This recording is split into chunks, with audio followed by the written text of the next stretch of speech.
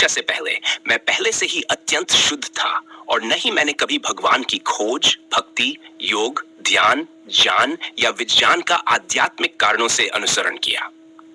मेरा एक वैज्ञानिक दृष्टिकोण था और मैंने कई खोजें की थी जिनके बारे में मेरे गुरु भी जानते थे।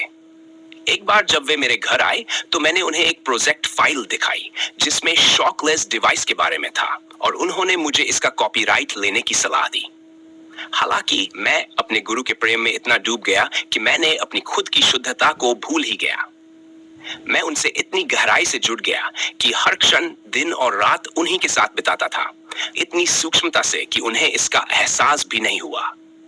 उन्हें यह लगा कि मेरा जुड़ाव हनुमान और गुरु नानक जैसी हस्तियों से था। यहाँ तक कि उस बौद्धिक जटिलता की अवस्था में भी मेरे पास इतनी शक्ति थी कि मैं मृतकों को पुनर्जीवित कर सकता था या एक पल की सोच से जीवितों का अंत कर सकता था, और यह सोच ब्रह्मांड को उसी के अनुरूप बदल देती थी। मैंने कई कार्य किए, हमेशा अच्छे के लिए, और अहम ब्रह्मास्मि, मैं ब्रह्म हूं, के सिद्धांत को भी बहुत करीब से समझा। मैं उस अवस्था में जी रहा था जहां एक विचार से मैं अरबों ब्रह्मांडों की रचना कर सकता था। मैंने शिव, विष्णु, ब्रह्मा और कबीर द्वारा वर्णित संस्थाओं जैसी शक्तियों को समझा, और यह भी कि उस अवस्था में अच्छे और बुरे का कोई अस्तित्व नहीं था। केवल निर्माण और विनाश की प्रक्रियाएं थीं जो ब्रह्मांडीय संतुलन को बनाए रखने के लिए आवश्यक थीं। पाप और पुण्य केवल मानव मस्तिष्क की अवधारणाएं थीं। उस अवस्था में मैं ब्रह्मांड का निर्माता और विध्वंसक दोनों था, लेकिन यह केवल अस्थाई जटिल बुद्धि के माध्यम से संभव था, जो कि अंततः एक माया थी।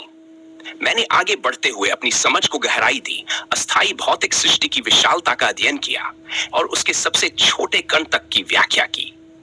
मैंने अनगिनत नए ब्रह्मांडों की खोज की और यह महसूस किया कि कोई भी जो इस अस्थाई जटिल बुद्धि के माध्यम से समझदार हो जाता है कुछ भी हासिल कर सकता है, लेकिन अपने स्थायी स्व के आमने सामने आने का कोई विकल्प नहीं है। मैंने अस्थाई भौतिक सृष्टि के सर्वोच्च शिखरों को भेद लिया, जिनके बारे में सोचने में ही हजारों युग लग जाते। मेरे गुरु अक्सर अमरलोक और परमेश्वर के बारे में बात करते थे, लेकिन दीक्षा के केवल 3 दिन बाद ही मैं दूसरों को समझा रहा था कि वह कैसे अस्तित्व में आया। दीक्षा के बाद मैं पूरी तरह से किसी भी ब्रह्मांड को समझने में सक्षम हो गया। मेरे गुरु ने मुझे ध्यान के माध्यम से शरीर को छोड़ने का एक मार्ग दिखाया, लेकिन मेरे पास कई मार्ग थे, और तब मुझे एहसास हुआ कि मैं कभी भी शरीर में नहीं रहा था। जब मैंने अस्थाई अनंत विशाल भौतिक ब्रह्मांड को पूरी तरह से समझ लिया, तो मुझे अपने गुरु द्वारा प्राचीन ग्रंथों में वर्णित कुछ भी नहीं मिला। जब मैंने अनंत सूक्ष्मता की ओर प्रगति की, तो फिर भी मुझे कुछ नहीं मिला। उस असीम सूक्ष्म गहन शांति में केवल मेरी अपनी अनंत सूक्ष्म धुरी थी, जहां मेरे स्थायी स्व की परछाई के लिए भी कोई स्थान नहीं था।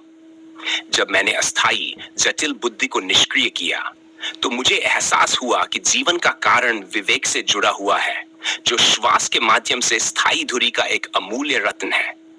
इसका प्रतिबिंब हृदय में हल्के रूप से देखा जा सकता है, लेकिन यह शरीर में जो अस्थाई तत्वों और गुणों से बना है या अस्थाई अनंत विशाल भौतिक ब्रह्मांड में कहीं भी अस्तित्व में नहीं है।